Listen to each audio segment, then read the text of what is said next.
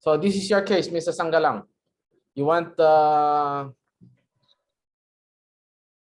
use a spreadsheet or you will annotate? Spreadsheet na lang, sir. Sige. You have the spreadsheet? I can open it, sir.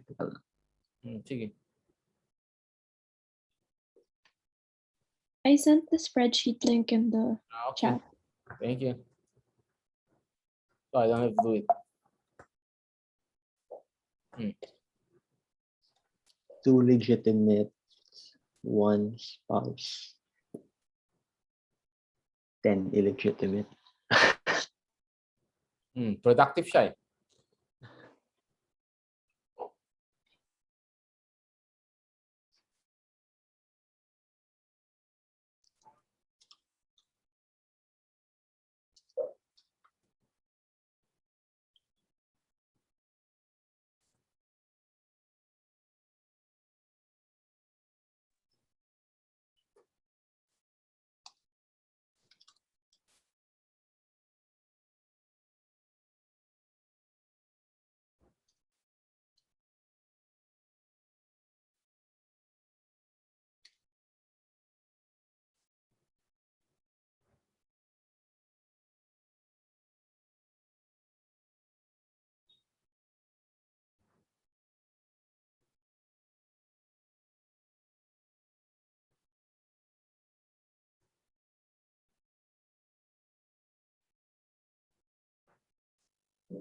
So you divide 50,000 by 16. By 16. 16? Yes, sir. You multiply 2 times 2 for the legitimate, so 4. Okay. Then, So what was the check that what was the verification process that we mentioned last week? dapat yung legitimate children more than half. Yes. Madam ba? Hindi, sir. It's not more than half. It's 4 over 16. Oh, 25% lang. So paano na?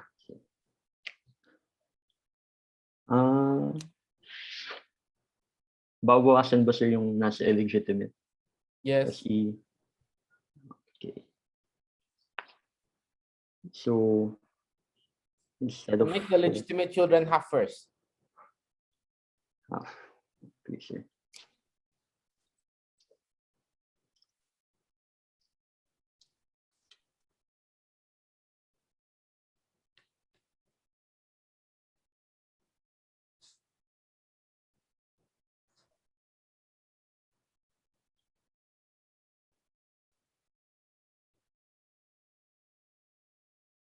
There, sir.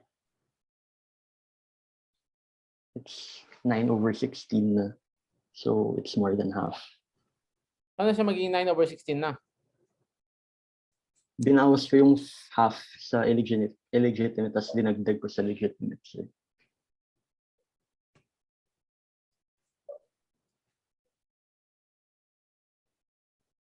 Sige. After adjustment of Ian Sanggalang. What if we do it this way? 16. What is half of 16? 8, sir. 8. 8. Oh. Tapos, what will happen now to the spouse? Same pa rin. Huh? No, the spouse. So spouse gets ano eh? Equivalent to 1 child. What does 1 child get here? 1 child gets 4. So spouse gets 4. So times 2. 4. So ano matitira para mag-meet ka ng ano? 4, sir. Para 16 total. 4. Okay. So paano mo na i-divide yung 50,000? So 50,000 divided by 16, sir. And then you allocate na lang the units per share. Yes.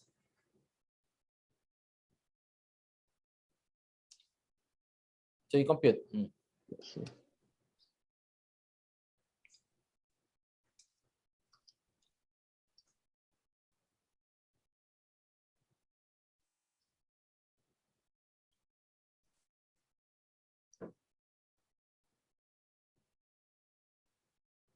Oops.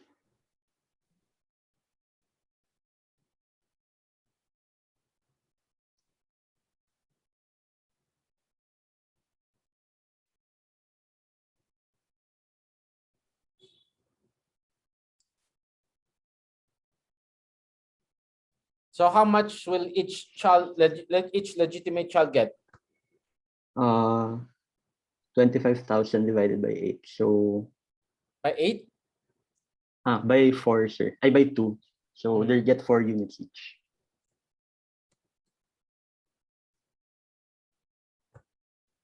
Sige. Ano mo na sa tabi.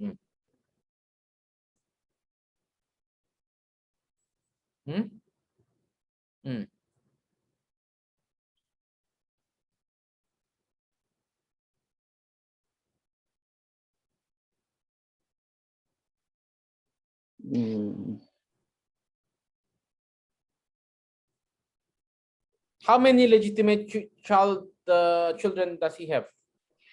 Dalawa, sir. Dalawa. So if 25,000 ang naka-allocate, how much would that be? Okay, sir.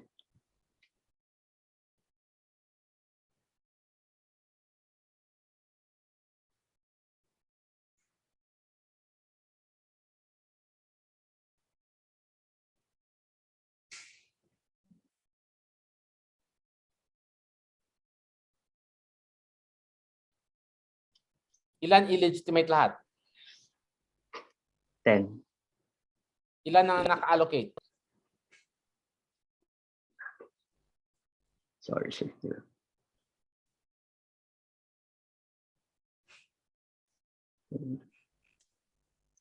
There pala, sir. My bad. Yes. Okay. That is how the law protects legitimate children.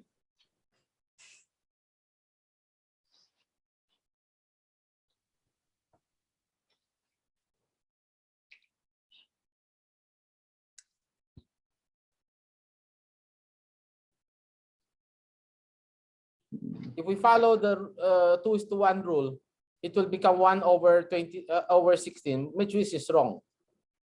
Yes, sir. Lugi. So you satisfy first the legitimate. Okay.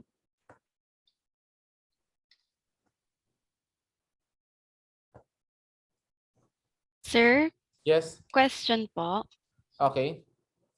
So to confirm, sir, ang ginawa po natin dito is we got half of what the legitimate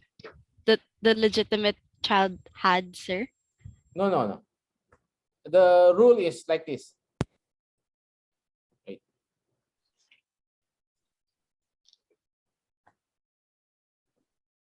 I mean illegitimate pala, sir. No, illegitimate is whatever is left. So yung 10 parts nila, sir, we divided it by 2? By 10. Para wait. para ma-balance siya, sir. Paano natin siya na-balance, sir? Wait. I'll use the yellow cup design. Sige pa. Circle siya, di ba? So half will go to a legitimate child, to the legitimate children. Ilan yung legitimate children? Dalawa, sir. Dalawa. So legitimate children. How much is the surviving spouse going to get? Same as a legitimate child, same. supposedly. So if this is the pizza pie, and you have 50,000, how much is left? So yung 12,500 na matitira yung sa illegitimate. Yes. Tapos yun na i-divide nung. And this is only applicable, sir, for cases where hindi na-meet yung 50% Yes, of yes. the ano. Yes. Okay. If hindi ma-meet yung 50%, legitimate children gets automatically 50. half. Okay. All right. Thank you, sir. Okay? Thank you. Thank you, Mr. Sanggalang. Thank you, sir.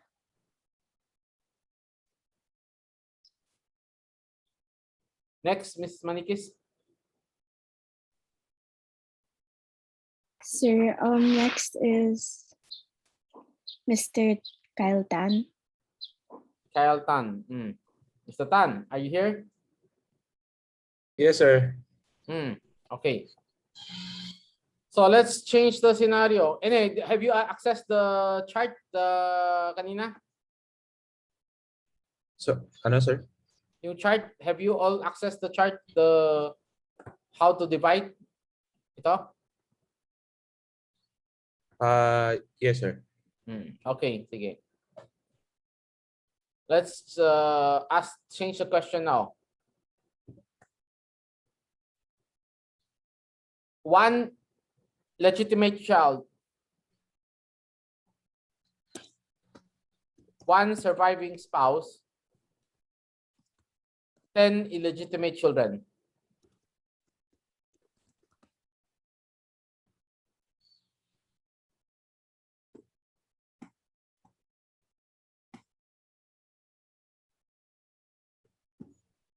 Yun na, sir. Same situation as a while ago. Yeah, yun lang. Okay.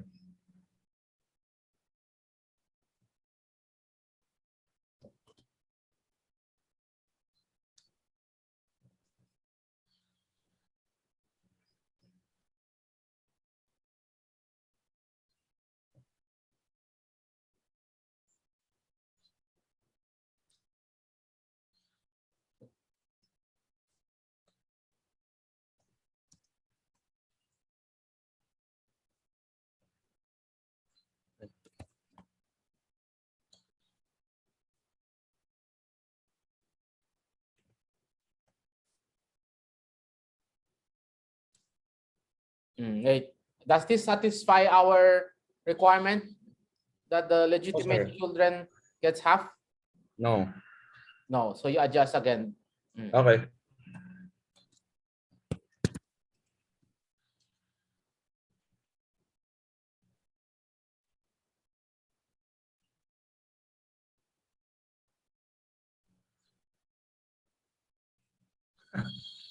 Right.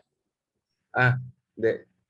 Kasi kung legitimate gets half, tapos spouse gets equal share, edi half din yung makuha niya. Wala matitira sa illegitimate. Yeah, but look at the chart.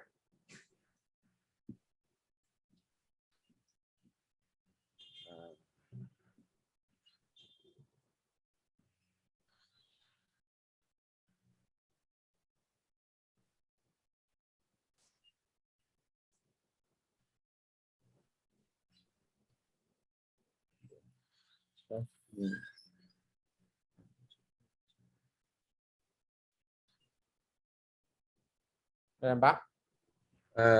Checking pa, sir. Wala yata.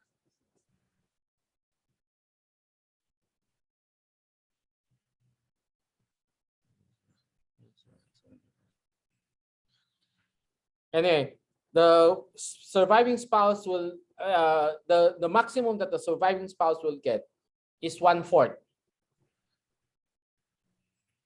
Anong number yan, sir? Wala nga, hindi ko nga mahanap. Max is 1/4. Okay.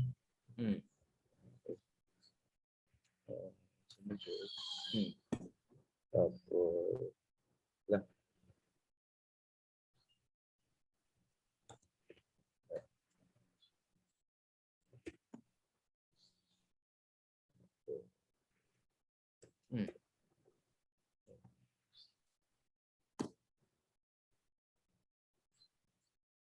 okay.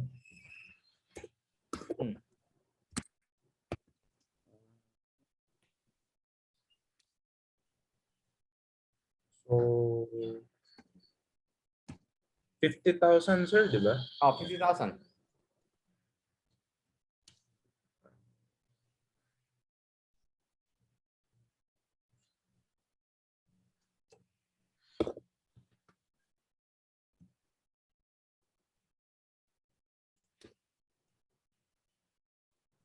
Ay.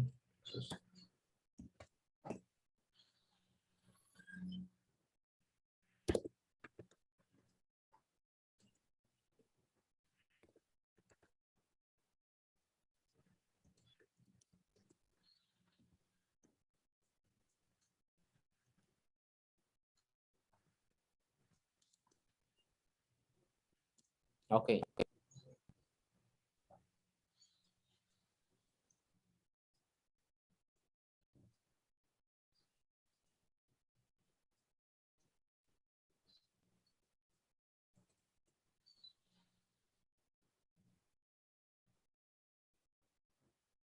So how much will the legitimate child get? 25,000. How much will the spouse get? 12,500. How much will one illegitimate child get? Ah, okay. Eh,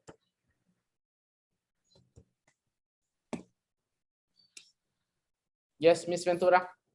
Sir, while we're computing po, I was just gonna ask, if for example, yung spouse, di ba po, equivalent po siya sa share ng isang legitimate child, Yes. bakit po naging 3.5 yung spouse for this case? Because a spouse, the maximum that the spouse will get, if there's a legitimate child, there are legitimate children, is 1/4. Maximum na po talaga siya. Yes, binabawas, ina-adjust yung spouse, para yung spouse ang variable para pagdating ng ano, may mabibigay ka pa sa iba. Okay, sir. Okay? Sige pa.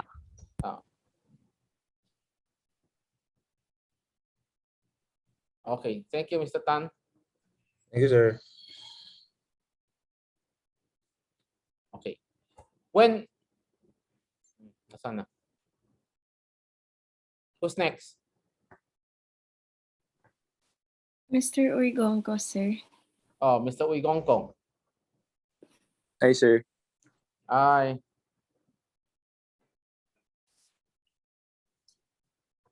So,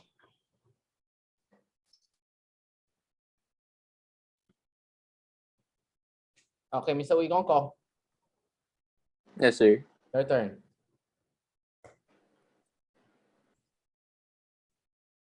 Four legitimate children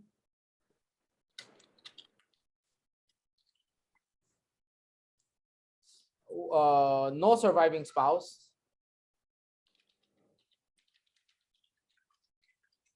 no illegitimate children, 4 illegitimate children,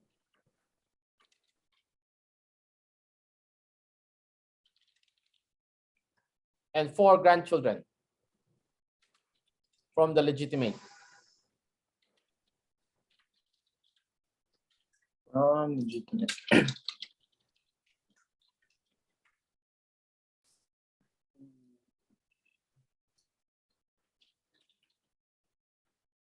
Grandchildren.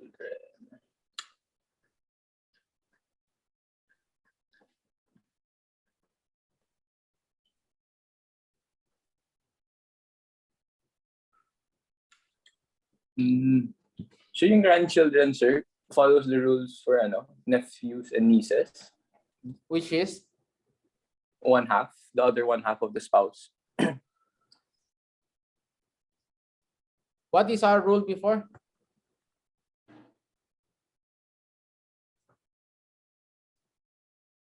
Mm,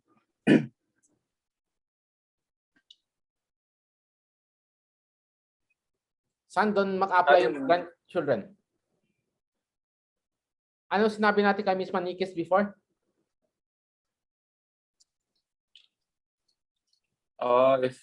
if galing sa legitimate, Tapos, tapos if walang surviving spouse. unahin mo muna siya. Legitimate is 4. So, times Two. plus surviving spouse. Grandchildren. Bakit 1? Two rin ba siya, sir? Two siya. Kasi it follows the Ah, two. 2:1, sir, no?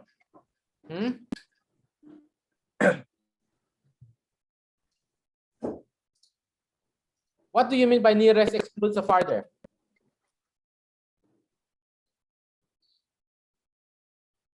Nearest excludes the farther. Mas may priority yung ano, yung legitimate Legitimate na ano? na anak. Hmm. So what will happen now to the grandchildren? So maging 0.5 or Ah? 1. Saan mo nakuha yung 0.5? Maging 1 pati. Saan mo nakuha yung 1? Half. Actually 1. Ano sabi natin, Manikis? Miss Manikis? Pardon, Yung nangyari sir? sa inyo? Hmm. Sa Kung yung lola mo, mayroon ka pang, your mother and your uncles are alive, what will happen to you? What will you get? sir, depende sa will, di ba? Yeah, But in this then- case, walang will. Edi I won't get anything. You will not get anything. So, Because Mr. of the Wigongko, succession. Okay. So wala. your camera is off, Mr. Wigongko. That's why I cannot find you. Yes sir. Kasi umuulan po dito. Ha? Umuulan. Sige. Okay. So,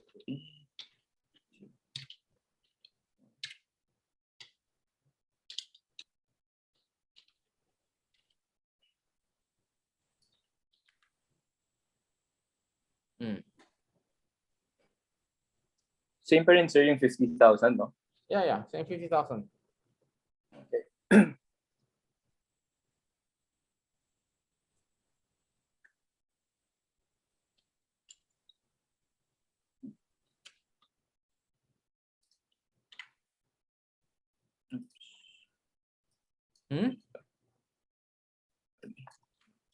Mali. Wait, did you check the half rule, the legitimate rule?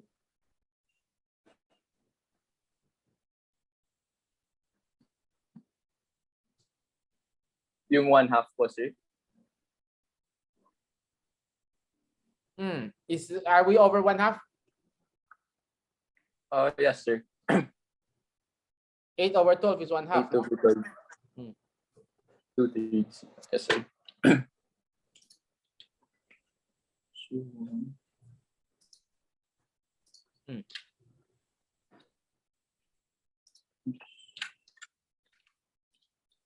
$50,000.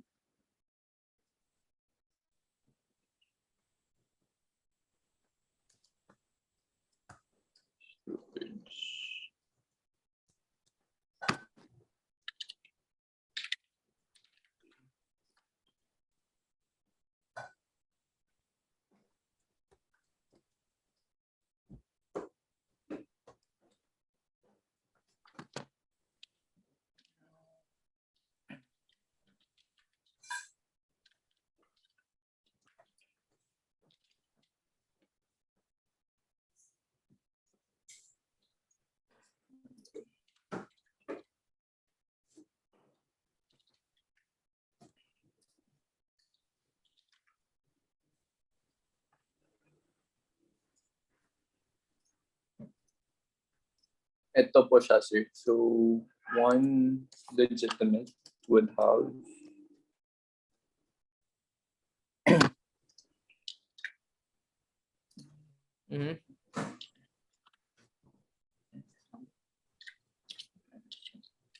ito po siya per child. Okay. Very good. Now we add, what if there is a one surviving spouse? What will happen? Once you Do I make a new, I'll make a new table na lang po, sir. No, just So, change ikaw here. na. Okay, Change sige. here.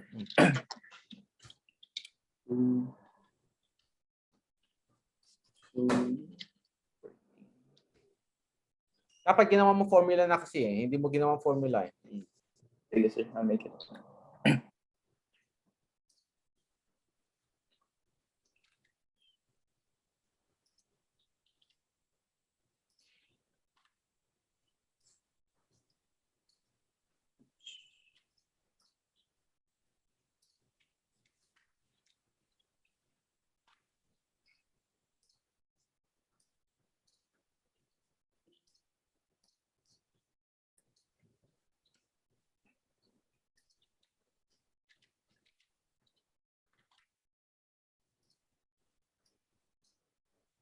Ayun, sir. Hmm. So, legitimate surviving.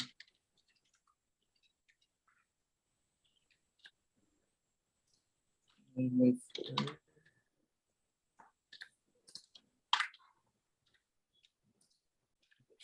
Ito siya yung per child and ay baliktad. Mhm.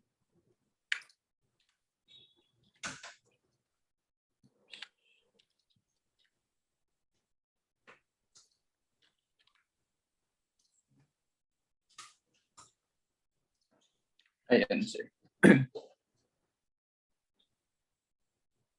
Per child and for the surviving spouse. Mhm.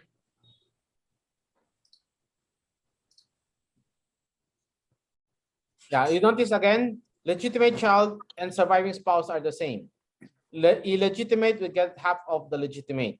In this case, we apply the rule because the the legitimate children gets more than half of whatever is available. Okay. Now, we go back to the chart, to the ano kanina. Assuming that the guy has no illegitimate children, diba? Kanina, hati natin. Half will go to the legitimate children, diba? Yes, sir. Go to the legitimate children. And then surviving spouse, walo siya, 4.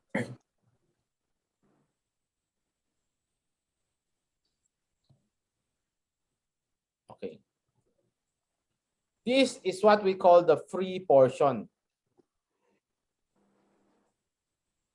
Free portion means that is the one that can be uh,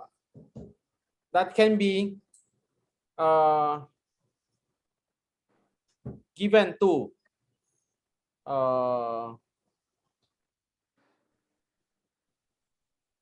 given away by will.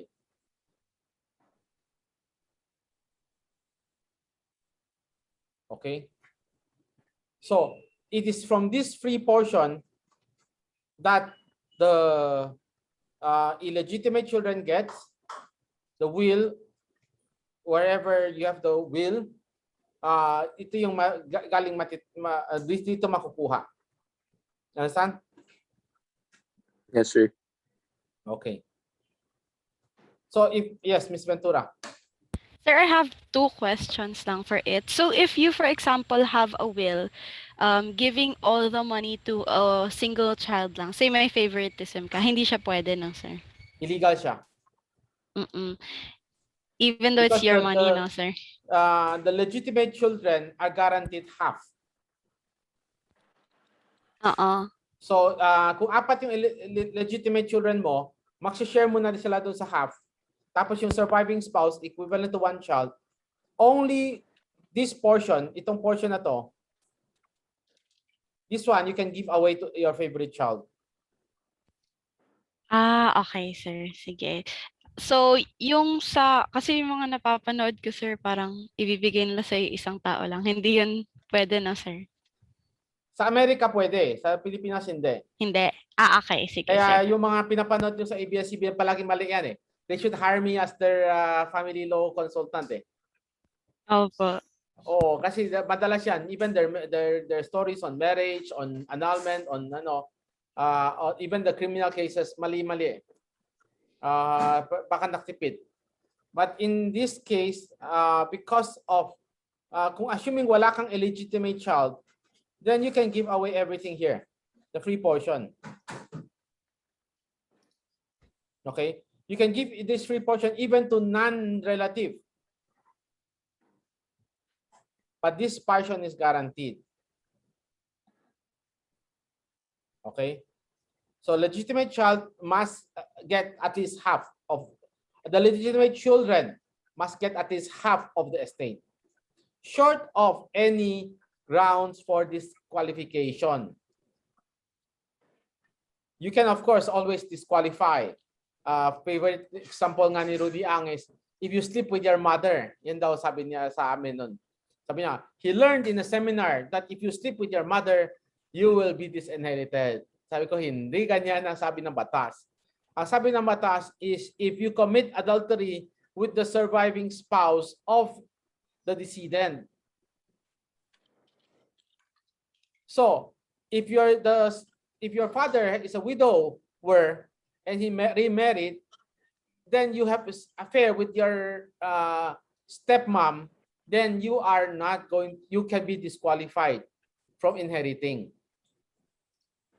Others, if you by slander or misdeed defame the decedent. So pag sinabi mo sa tatay mo, oh, walang hiya ka, animal ka, mamamatay tao ka, then your father can choose to disinherit you. Okay? Sir, question po, sir. I mean, parang Wait, hindi naman dalawa siya yung question ni Ms. pero Ventura. ano lang. Wait. Sorry. Ms. Ventura, what's the other question? Ayun na po, sir. So parang ang second question ko, so incorrect po ba yung mga movies? Ganon. Yeah, maybe the ano is whether there is any grounds to disqualify in inheritance.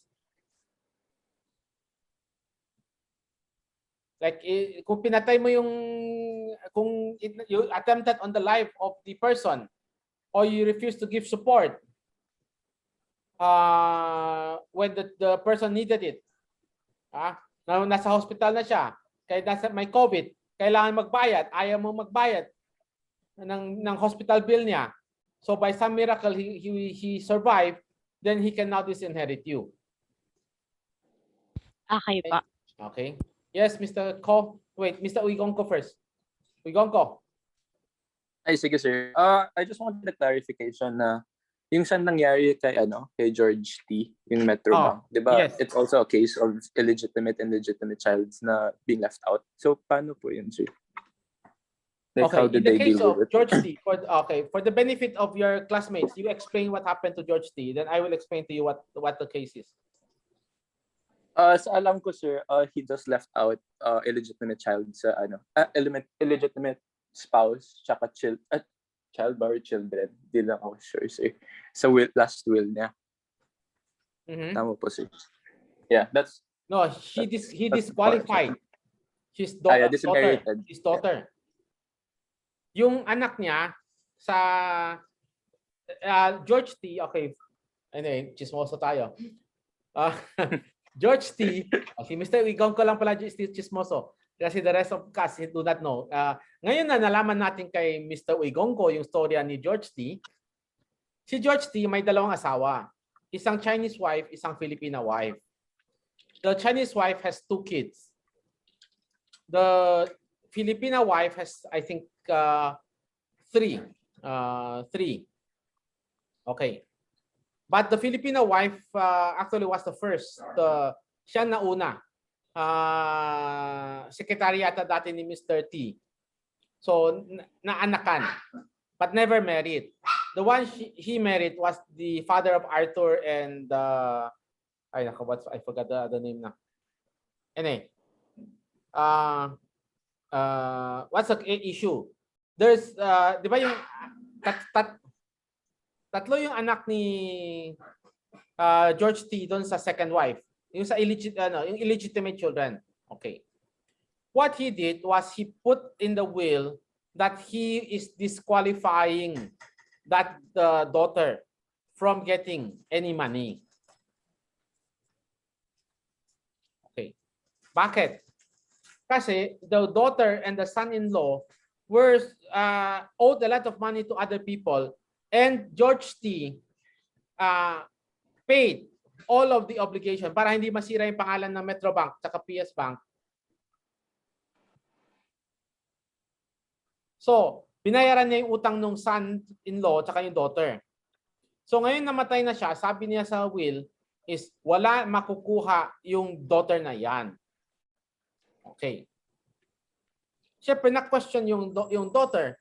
Bakit kami walang makuha? Kami yung panganay, kami yung unang anak mo. Kami pa yung walang makuha. Okay. Anyway, the case is open shut, I think, because the daughter had already advanced her inheritance. Okay, so ginawa niya is nagbigay si George T nung pambayad, para pambayad doon sa mga utang niya.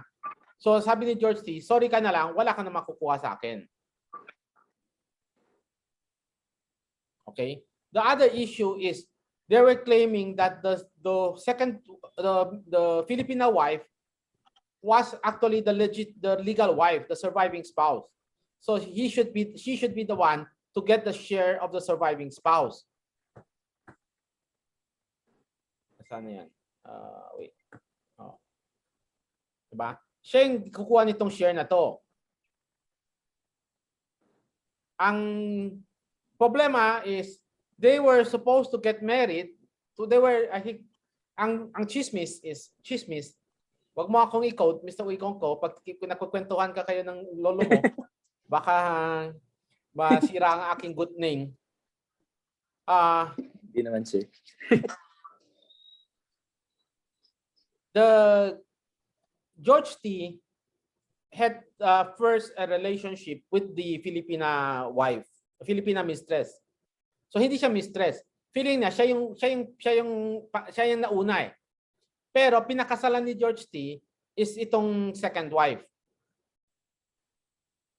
By the way, George T and his legal wife are both from Chiang Kai-shek. So please don't spread this, otherwise mawawala yung aking mga donation. Anyway, so the first wife is claiming that they got married in Hong Kong. Yung nakabuntis si George T, so ang ginawa niya is pinakasalan daw niya sa Hong Kong. Except that as far as Philippine rule is concerned, there's no paper. Kasi napakasal kayo sa Hong Kong, wala ka namang papeles. Dito sa Pilipinas, wala rin papeles sa Hong Kong. So,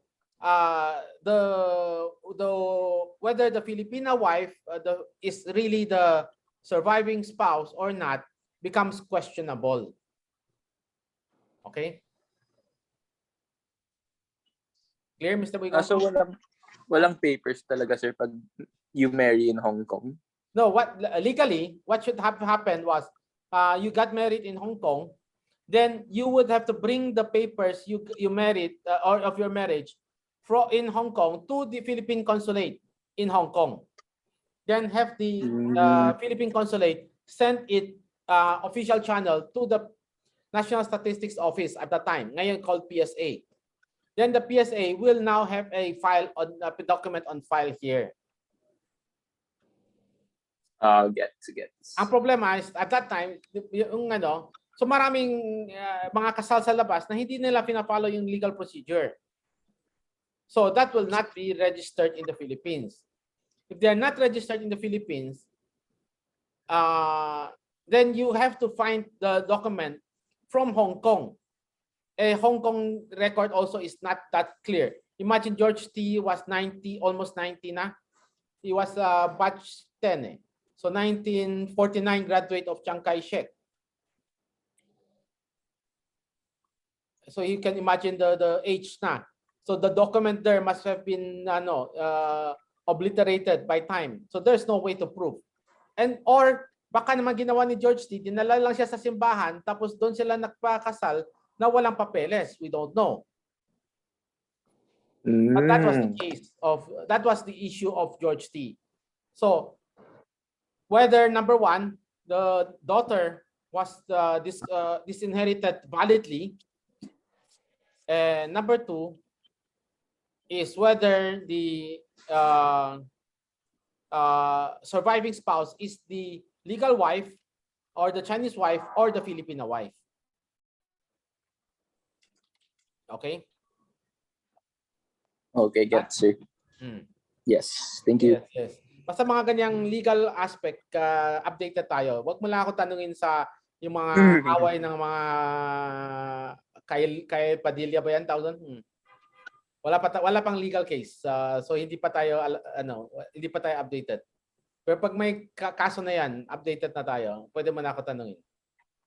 Yung case ni Jambi Madrigal that I was explaining last Tuesday is, in her case, she also advanced her money to run as Senate, for the Senate. So naghiram siya kay Doña Consuelo Madrigal. So nung namatay matanda, sinabi ng matanda, wala siyang makukuha sa akin.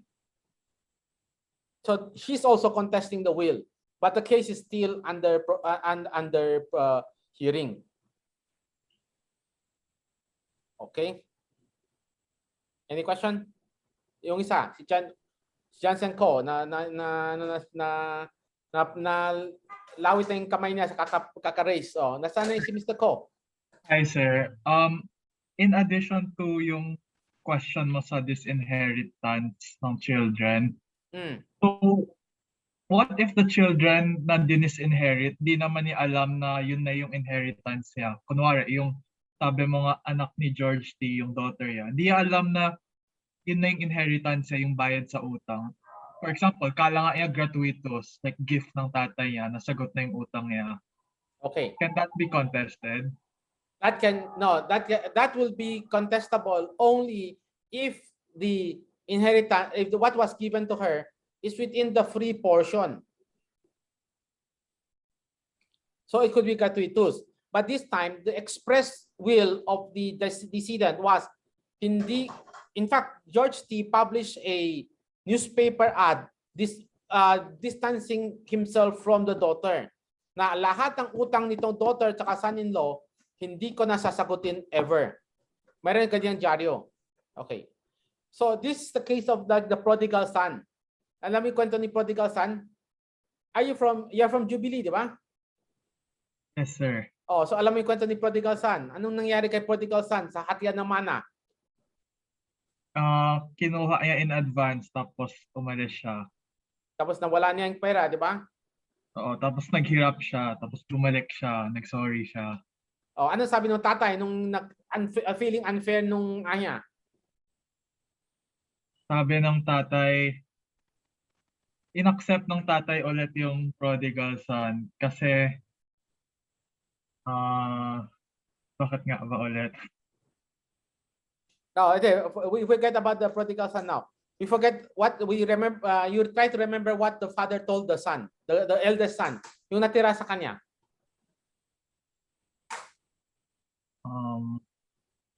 Is it parang all this time naman you were benefiting from my house? Oh, Ganon. no. Ano ka ba? Babaksak kita sa religion, Mr. Tagal na siya. Sabi nung tatay sa kanya, do not feel bad about welcoming your brother back because whatever I have is yours already. Okay. Di ba? Kumbaga, nakuha na ni Shoti yung inheritance niya. So, advance inheritance na siya. Whatever is left is all yours. Wala na siyang makukuha sa iyo. So, same concept. Alam ba ni na makukuha niya? May papeles pa? Wala. Si prodigal son? Wala. Pero, that is what the father intended. Okay. Okay? So, another question, like for this inheritance, like hindi pwede yung mga nakikita lang sa movie na, oh, this certain child did not meet the expectation of the father, so disinherited ka na. Like, oh, the dad wanted this child to become a doctor, pero hindi siya naging doctor, so disinherited na siya. Hindi. Bawal yung ganun. May limited grounds lang. Anyway, I will show you the slides when we reach that part. I think we should reach that part today, hopefully. If hindi tayo masyado maraming kwento, but there are limited grounds, as in very, very limited. Leading an immoral life, dishonoring the decedent by saying, uttering bad words, or accusing the decedent of a crime. Ano pang iba? Committing adultery with the spouse of the attempting to take the life of the decedent or any of his family. You can disinherit that, but very limited siya. Thank you, sir. If you check the notes on will, bakit ko pa nga pinapahirapan yung buhay ko?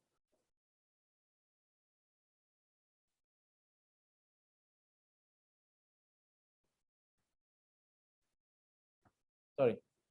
Nasaan na siya? Yeah. Why am I trying to memorize when I cannot? My memory is very poor already. That's why I cannot, I cannot enumerate anymore what I used to enumerate well in the law.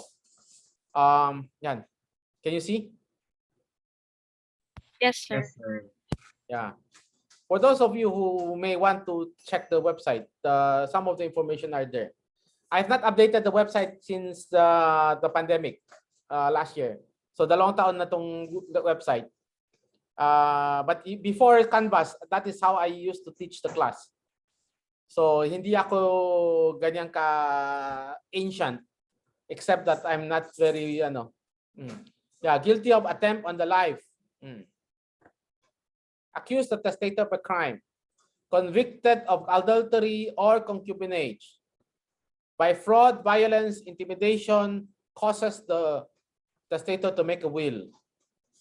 Refusal without justifiable cause to support the testator. Maltreatment by word or deed, yung sabi ko, led an honorable or disgraceful life. Convicted of a crime with penalty of civil interdiction. And then there are others also. Causes for, you can find the list down here. Okay. I will not discuss this in detail kasi this is covered by my family law class naman. But for you, it's sufficient to say that you cannot just disinherit. So if Mr. Johnson Ko, if ever your mom discovered that you are gay or something, and then threatened to disinherit you, don't worry, come to me. If I'm still alive by then, we will fight the case for you. Now, it's even worse if you are being disinherited just because you have a non-Chinese girlfriend. Diba? Yan ang ginagawa ng mga ano. Pag ano ka,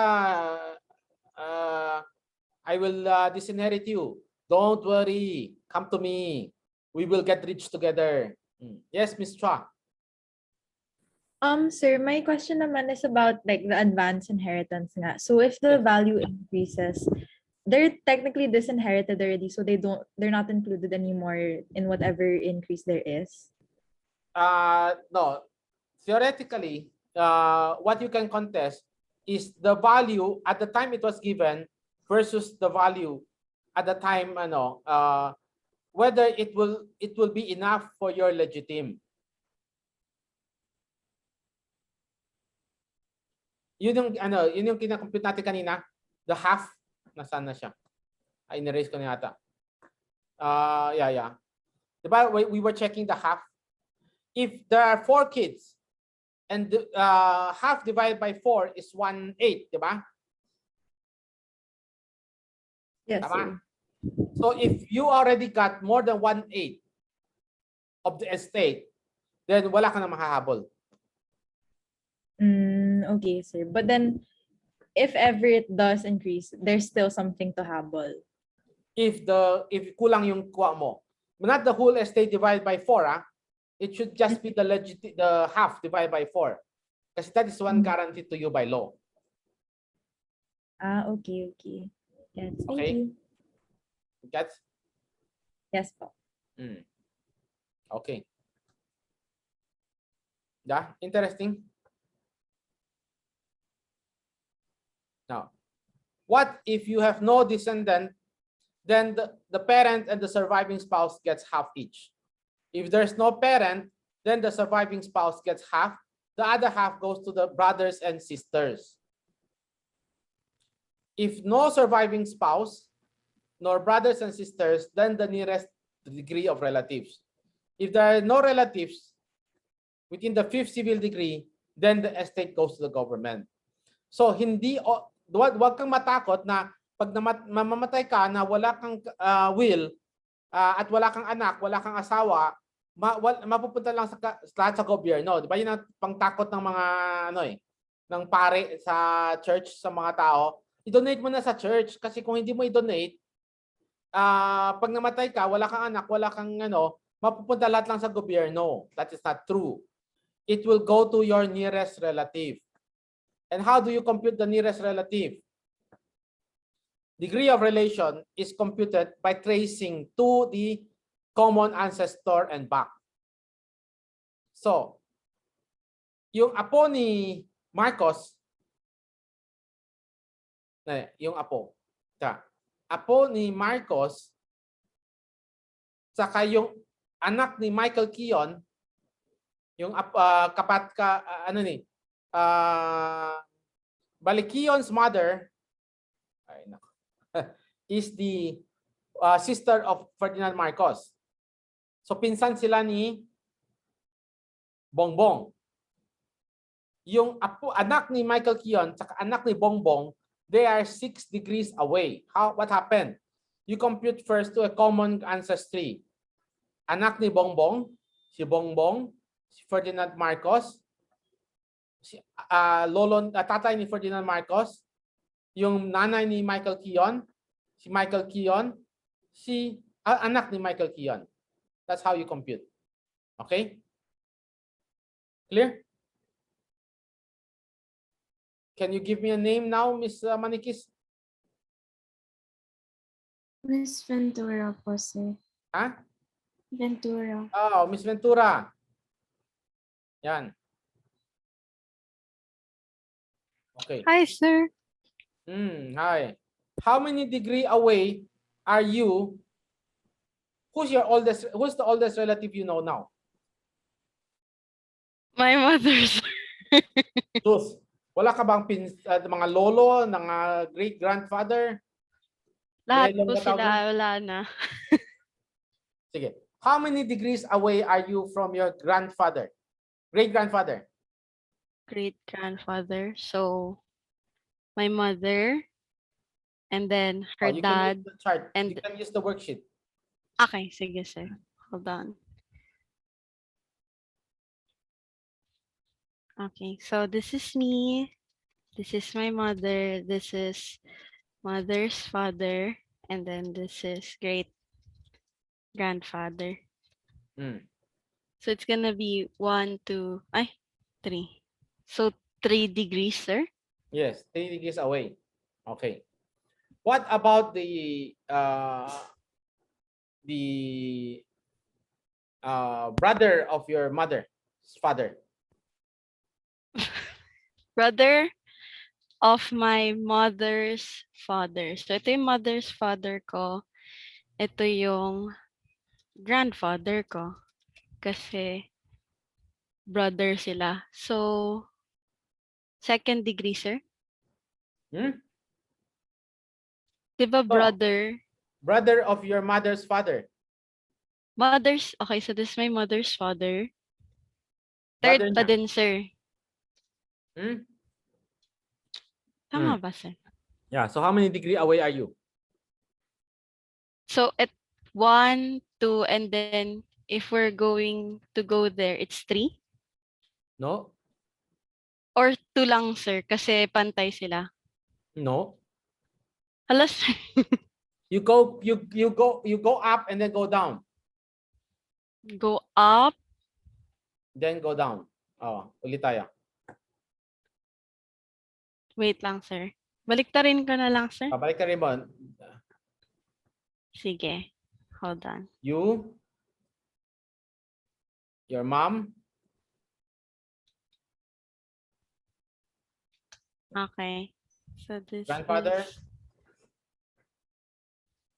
and then your great grandfather.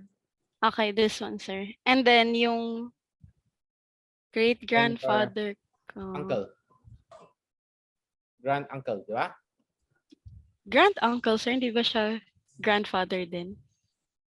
Brother of your grandfather. Brother of mother's my... father. So, mother's uncle siya. Oh, mother's uncle. Oh, the grand uncle mo, tama?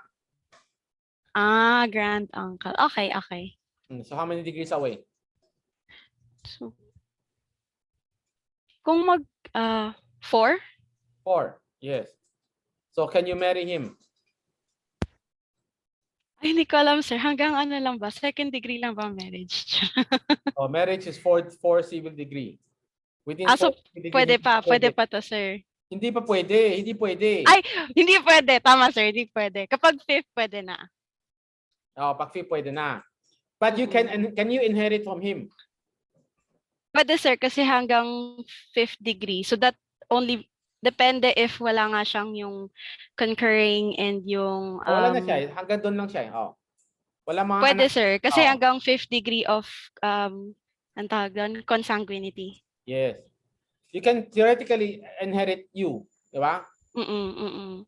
But if the brothers are still alive, wala ka. Mm. The rest excludes the father. If your mom is still alive, wala ka rin. If Yes. only all of them gone, wala na siyang ibang kapatid, then it goes to you. And kung wala ka na, mayroon ka pang apo, mayroon ka pang anak, di ba? Your son. Pwede rin. Kasi within how many degrees? 5 degrees sir of consanguinity. Yes. So if this person dies, you can go all the way up to if your grand uncle dies, you can go all the way to your son. Okay? The way to compute the degree of relation is different from how we know it about second degree, third degree. It's tracing to a common ancestor, then from the common ancestor down. So you need to draw your family tree first, then you compute.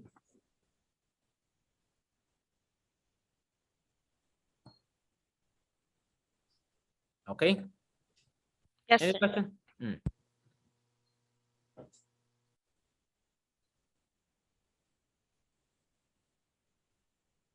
Next issue is called the legal principles of right of representation. By right of representation,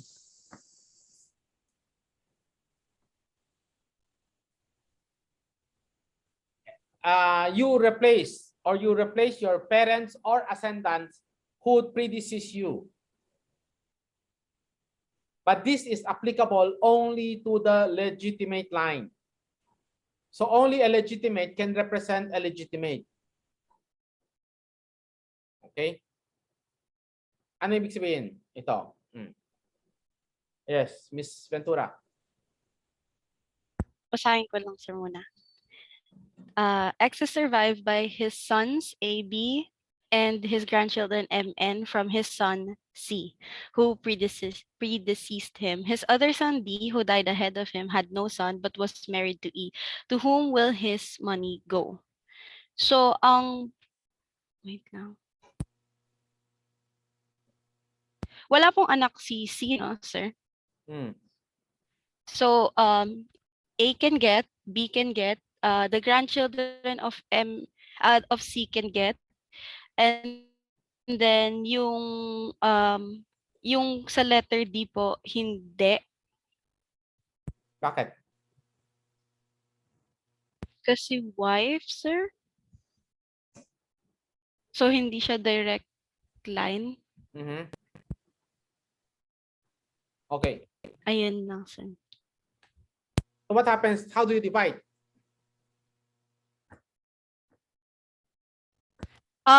If you were to divide, sir, yung si M at N, they can only get from the portion of C. So they're not gonna be counted as one legitimate, but like dapat half lang sila of what C can get.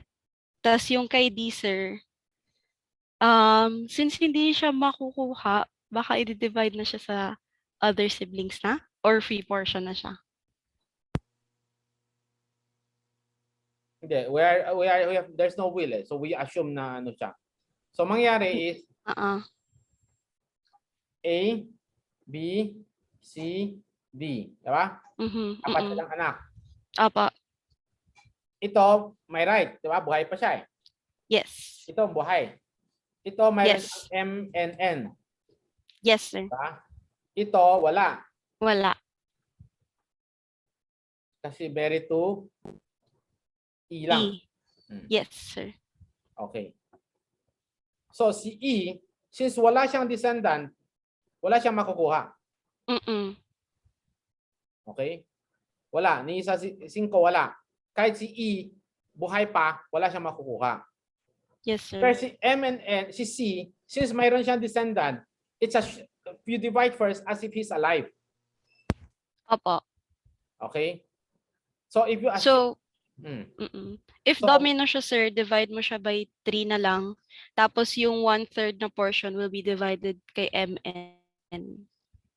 So A will get 1/3. 1/3.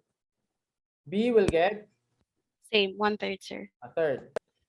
Si M tsaka si N, If ano sila, sige, so ano yung 1/3? 1/3 divided by 2, sir. o nga, 1/3 divided by 2 is what? Wait lang, sir. Naalala ko yung fractions ko, sir. Oh, it is.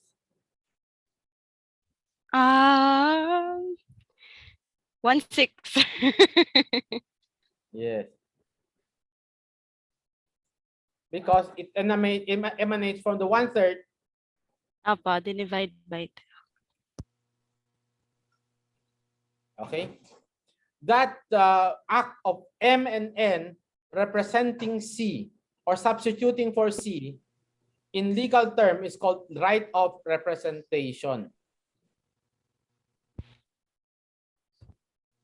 Okay. And then, sir, to confirm, this is for full-blooded, ano lang, sir, right? Yes, Not not half. full-blooded but legitimate. Okay, sir.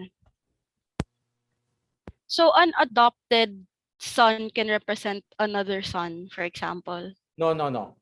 Adopted son has no relation to the other Mm-mm. son. Okay, sige po.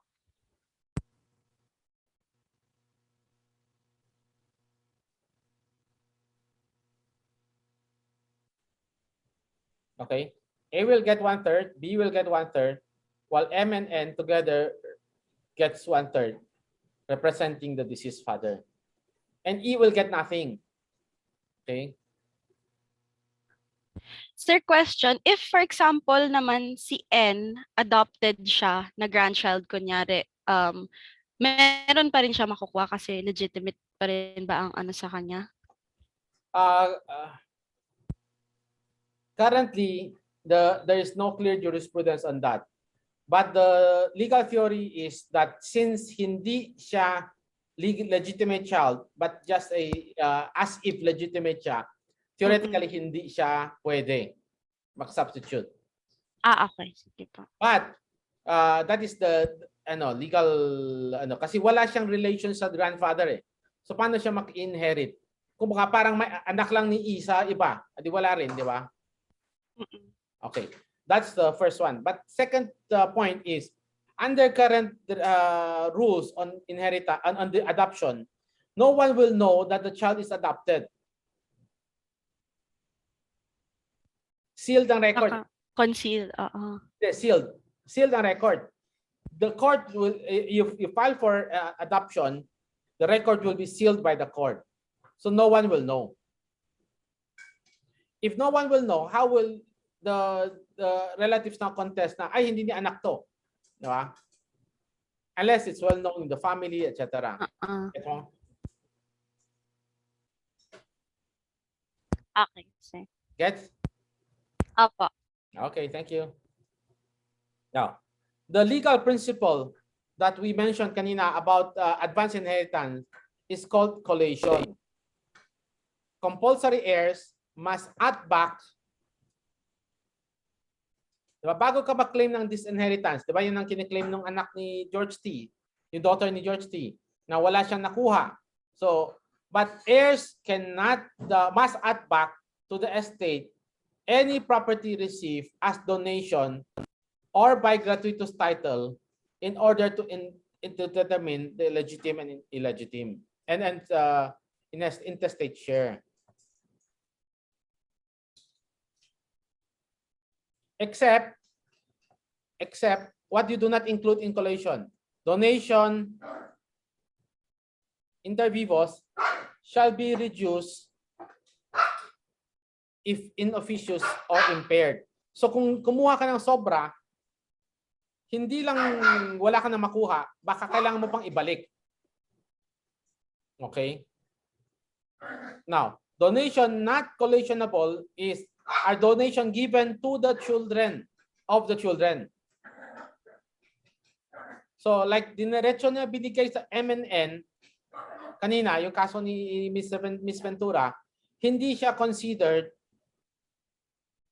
advance inheritance. Binigay niya dun sa anak eh. Similarly, if it's given to the spouse, like E, yung kanina, di ba, D is married to E, if binigay diretso kay E, hindi rin siya advance inheritance. Expenses for the support, education, medical attendance, customary gift are also not considered advance inheritance. Yun ang tinatanong kanina ni Mr. Ikaw ba, Miss Ventura ang nagtanong? Oh. Di ba? Hindi mo malalaman anong kasama, anong hindi kasama. If it were for your support. Di ba? Pinadalhan ka ng $10,000 habang nakaaral ka ng MBA mo sa Wharton. That is not considered advance inheritance because that is support. Okay. Education. Tuition fee mo sa Ateneo. Medical attendance. Naka-COVID ang tao, ang anak, yung tatay binigay sa anak yung gastos kahit na may asawa at anak na siya. That is still allowed. Hindi siya advance inheritance. Okay? Gets?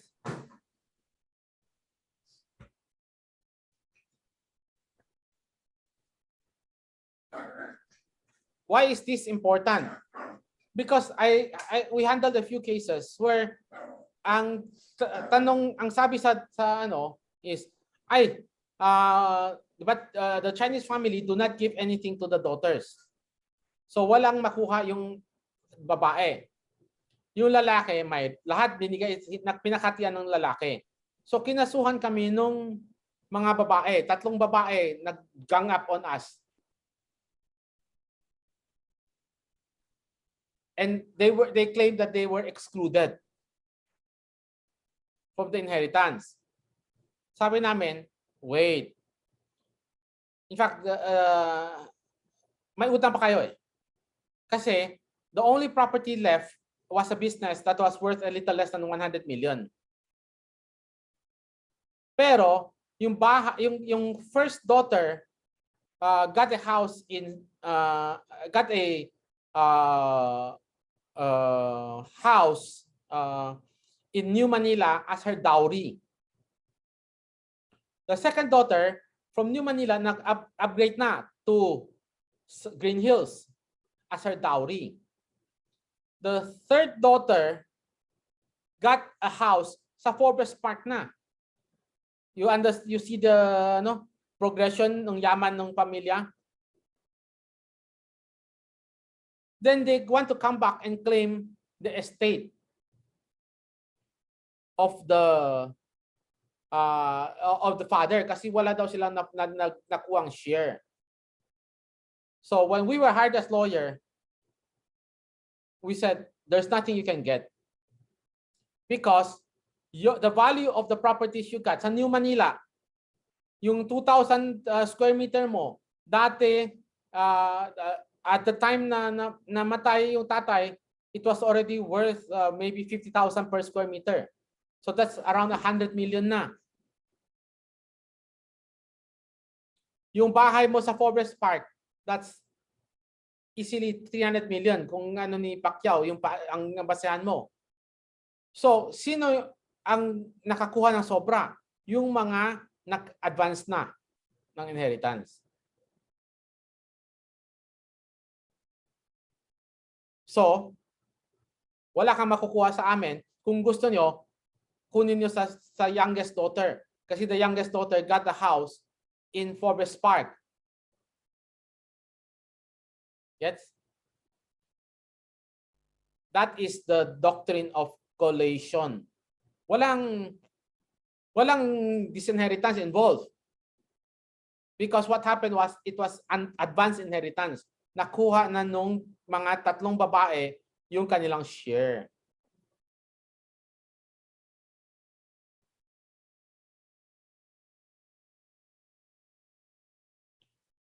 Okay. So, and in explanation to the case of Ms. Ventura, legitimate children, the children who predecease the parent will not get any inheritance unless they have grandchildren by right of representation. That is the point of why we kept saying succession opens at the moment of death. Because if at the moment of death, wala na yung heir, sorry na lang siya. The only substitute allowed, grandchildren. Okay? Adopted child is deemed a legitimate child, but no right of representation. Because the relationship created is that between the adopting parent and the adopted child and does not extend to the blood relatives. Ito yung sagot dun sa tanong mo. But what I tell you now is in practical situation, no one will know that that child is adopted. Kasi hindi yan public knowledge. Unless of course, puti yung pamilya tapos nag-adopt ka ng anak ni Billy Ray Bates or ni Michael Jordan, then tsaka ka magkakaproblema.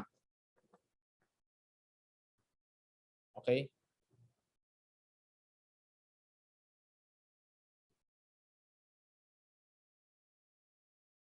We're done with this. We're done with this.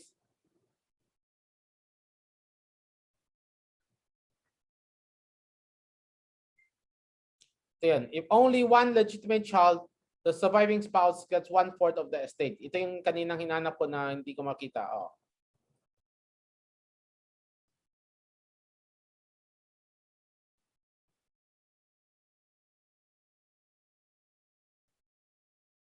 And this, I'm showing you the slides, but these slides are the same as the chart.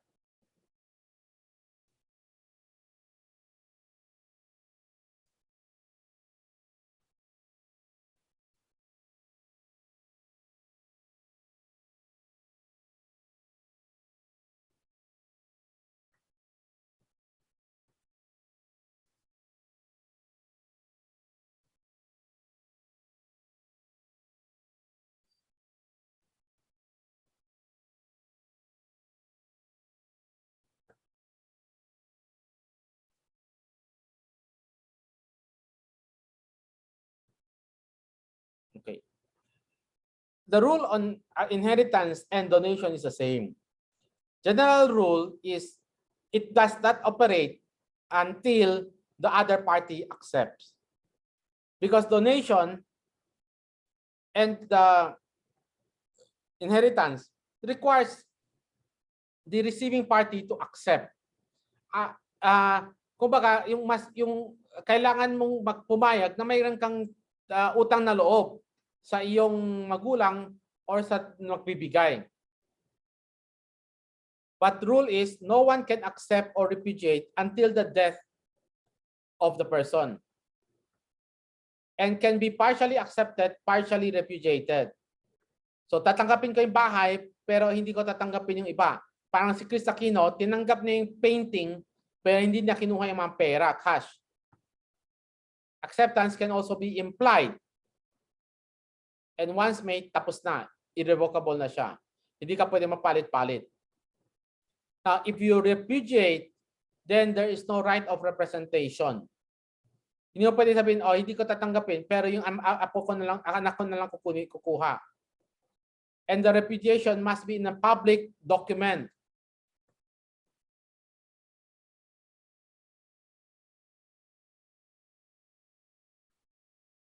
Okay. Before I go into that, let's do some examples. Ms. Ventura, did you answer already the question? Tapos na. Next, Ms. Manikis. Mr. Almazan, sir. Pabalik na tayo ulit. Yes, sir. Mr. Almazan. I think this one is done now. Parang, I don't think Mr. Almazan is here, sir. Who else? I don't think he's also here. Wait lang. Mr. Seiya, sir. Mr. Seiya. Your case. Para matapos na tayo today.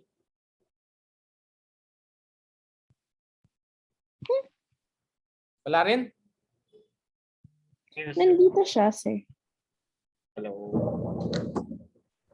Mr. Ayan siya, Seiya. sir. Mahina lang po volume niya. Sige. Basahin, Mr. Seiya. Okay, sir. Ramon, a widower, had a fling with Rose. As a result of the fling, Rose got pregnant. Before Rose could give birth, Ramon died.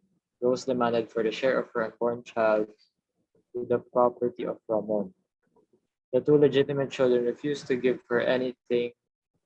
As a consequence of the stress, Rose gave birth prematurely ahead by 3 weeks. The child died after 24 hours in the incubator. To whom will his money go?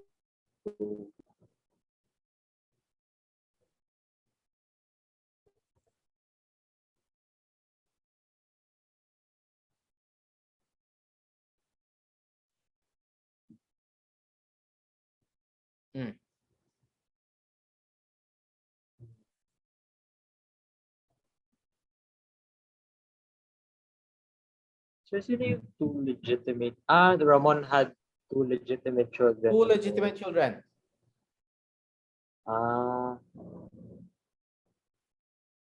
Refused to give her anything as a consequence of the stress. So the Ramon's money will go to the two legitimate children. And And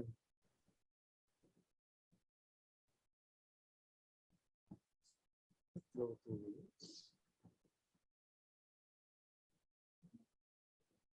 wait lang, sir. I'm thinking if it will go to Rose or not.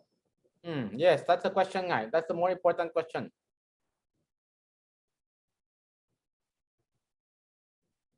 Pero hindi siya married eh. with Oh, hindi nga Rose. siya married. So paano na? So no? Rose will not So get? the estate will be divided by ano lang, so the two legitimate children lang. Yes, sir. That's what I'm thinking right now. To the two legitimate What happened to children the lang. to the illegitimate child ni Rose? The illegitimate child namatay agad eh. Yeah, but he Gave was born birth alive. prematurely. Oh. So if you are born alive, you acquire civil personality. So because the illegitimate child was born alive, edi may share siya. Yes.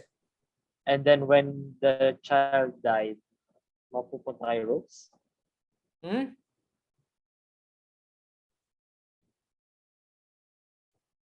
Yes, the child died. So what will happen?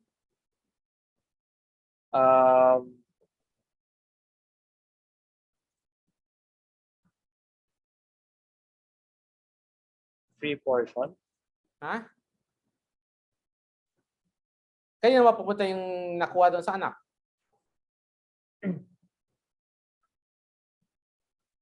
Magiging ano na lang, sir, free portion. No, it will not be free portion.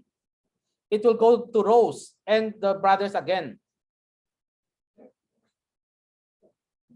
It will go to Rose and the brothers. Yes. So, ang mangyari is Ramon namatay. So, his property will be divided by 5, not by walang share si Rose, walang siyang share as surviving spouse. Okay.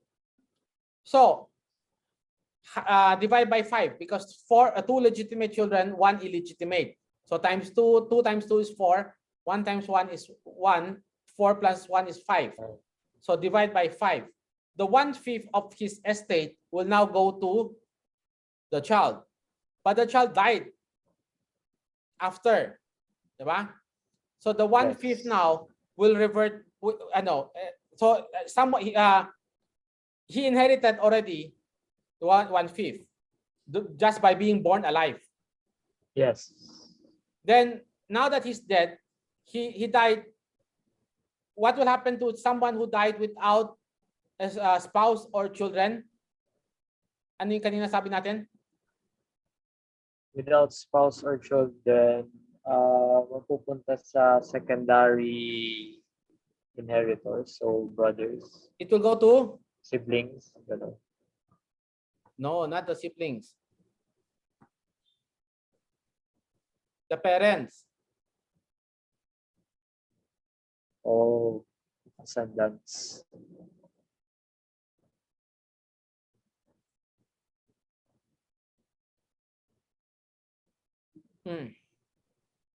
Number 16, illegitimate parents. So yun ang paghahatian nila ulit. Gets?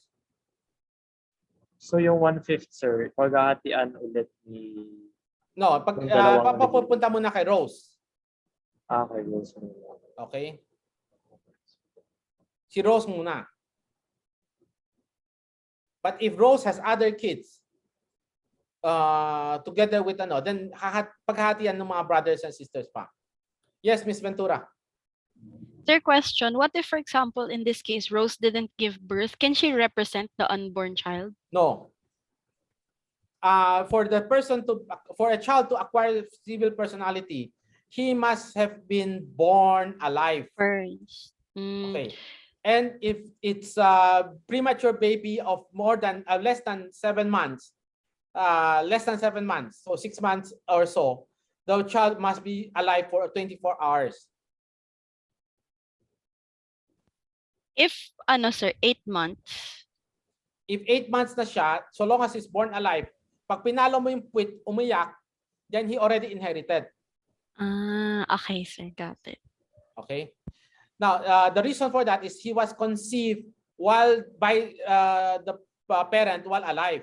Kasi if the conception is after, diba yung mga yung mga test tube babies ngayon, yung inano mo yung after namatay na si Ramon, saka siya na-conceive, wala siyang makukuha kahit DNA proves na he was Ramon's child.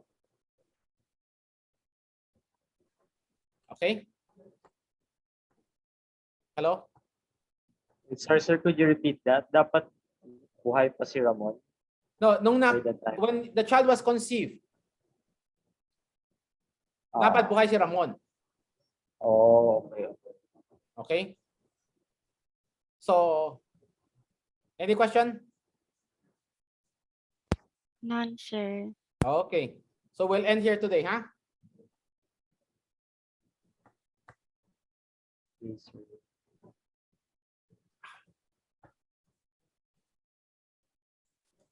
Okay? Yes, sir. Okay, bye-bye. Yes, sir. Bye, Bye, sir. sir.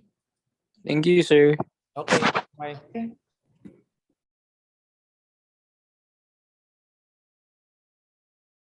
Hello, sir. Yes, Mr. Ko. Oh, go ahead. Sir, may question lang ako, pero this was from previous session na. Oh, sige.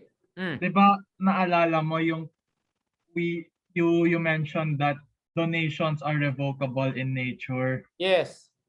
So what if dinonate mo na, sir, tapos binenta yung donation na yon, kunwari bahay dinonate mo, tapos binenta nung pinag-donatan mo para hindi mo ma-revoke, pwede ba yon?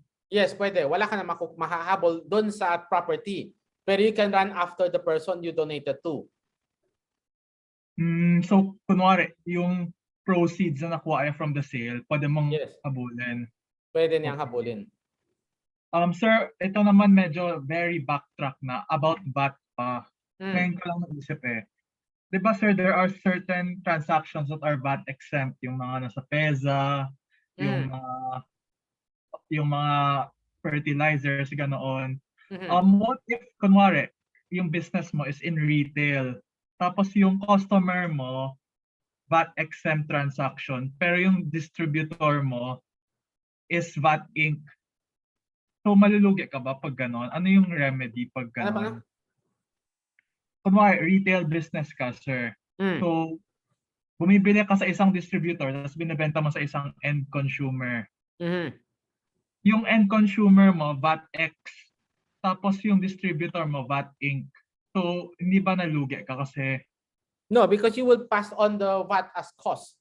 If your customer is VAT exempt, you will pass it on as cost. If your customer is zero rated, that's the time na you cannot pass on the VAT, and then you have to get a refund from the government.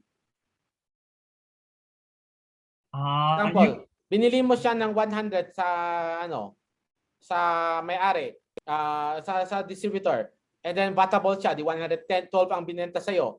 Pagbenta mo sa VAT exempt na customer, like Chiang Kai-shek or like Ateneo, then 120 mo ibebenta o 130 kasi cost mo is 112.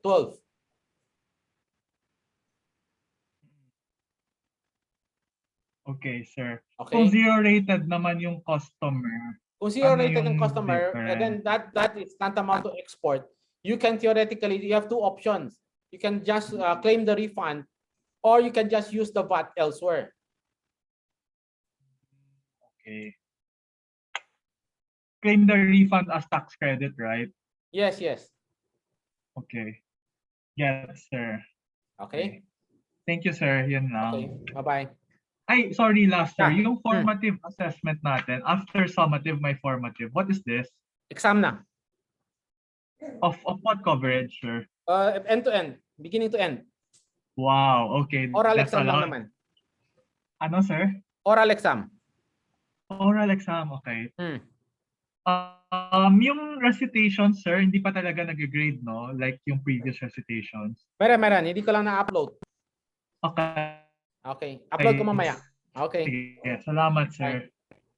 Okay, thank you. Bye-bye. Ingat. Bye.